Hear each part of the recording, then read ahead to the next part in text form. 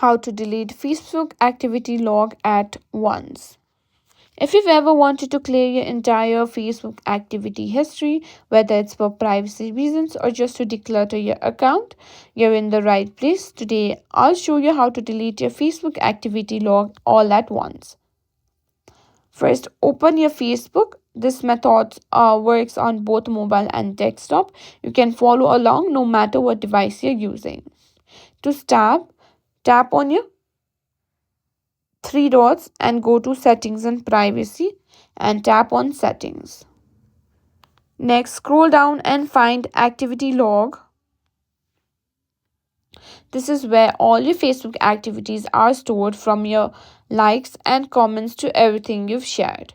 Now that you're in your activity log, you'll see all activities listed, but instead of going one by one to clear everything at once, look for the option that says manage your activity,